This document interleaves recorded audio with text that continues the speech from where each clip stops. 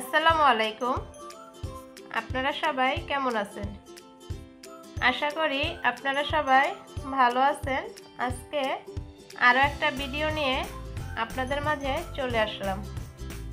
তো সম্পূর্ণ ভিডিওটা না টেনে আপনারা দেখতে থাকেন। তো এখানে দেখতে পাচ্ছেন আমি আমড়ার আচার বানাবো, যার কারণে আমি আমড়াগুলো কোনো প্রকার আমি ছিলি নাই। এইভাবে আমি আমড়াগুলো কুচি কুচি করে নিতেছি। সাধারণত আমরা অনেকেই আমড়ার আচার ঘরে বসে বানিয়ে খাই আমরা সিজন আসলে, কিন্তু আমরা আমড়াগুলো সিলে নেই। তো আমি আমড়াগুলো কোনো প্রকার আমি সিলি নেই, আমি এইভাবে বানাবো।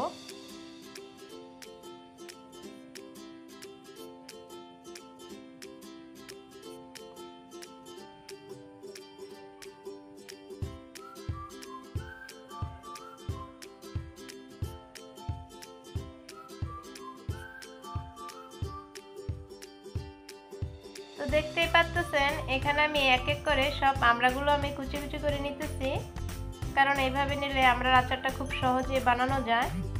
আর আমড়াগুলো দেখা যায় সিলতে গেলেও অনেক টাইম লাগে, আমি আর এই ঝামেলা করি নাই। আমি আমড়া শিকলাগুলোর সাথে একবার আমড়াগুলো কুচি কুচি করে নিচ্ছি, সময় খুব কম লাগছে, খুব তাড়াতাড়ি করে আমার আমড়ার আচারটাও বানানো হয়ে গেছে। তো আপনারা অবশ্যই কমেন্টের মাধ্যমে জানাইবেন এইভাবে আপনারা আমড়ার আচার বানান কিনা। আমি যেভাবে বানিয়েছি জানি না, হয়তো আপনাদের অনেকের ভালো লাগতেও পারে, আবার নাও লাগতে পারে, কারণ আমি যেটা আমড়ার শিকলা সহ আমি আচার বানাইতেছি আমার কাছে খুব ভালো লাগে, তার কারণ আমি বানাই এইভাবেই।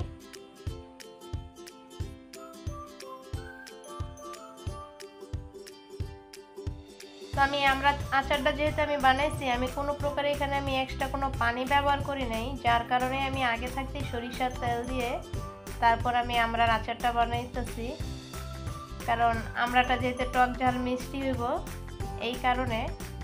তো দেখতেই পাচ্ছেন আমি খুব অল্প সময়ে কি সুন্দর তাড়াতাড়ি করে বানিয়ে নিতেছি, কোনো ঝামেলা ছাড়াই।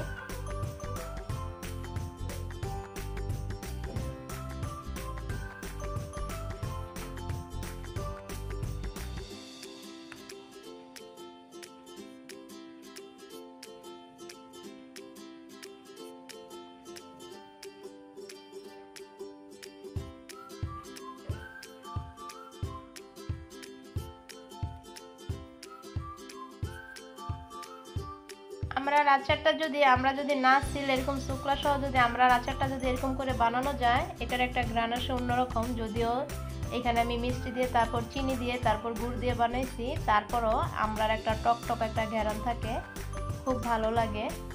তো দেখতেই পারলেন আমি খুব অল্প সময়ে কি সুন্দর করে আমি বানিয়েছি। তো আমার এই ছোট্ট ভিডিওটা আপনাদের কেমন লাগবে অবশ্যই আপনারা কমেন্টের মাধ্যমে আমারে জানাইবেন। জানা অজানা যদি কোনো ভুল হয় আপনারা ক্ষমার দৃষ্টিতে দেখবেন। আর যারা আমার চ্যানেলে নতুন আসবেন অবশ্যই আপনারা আমার চ্যানেলটা সাবস্ক্রাইবার করে আমার সাথেই থাকবেন। আর আপনারা আমারে কমেন্ট করবেন বেশি বেশি, আমি চেষ্টা করব সাথে সাথে আপনাদের কমেন্টের উত্তর দেওয়ার জন্য। তো আপনারা সবাই ভালো থাকবেন, সুস্থ থাকবেন। আল্লাহ হাফেজ।